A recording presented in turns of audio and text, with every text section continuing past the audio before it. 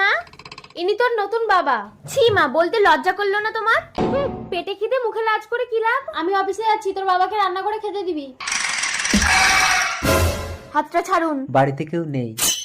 আপনি ভুলে যাচ্ছেন সম্পর্কে আমি আপনার মেয়ে হই। কাজের চাপে অফিস থেকে ফিরতে দেরি হয়ে গেল।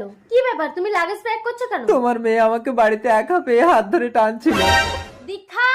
হ্যাঁ মা।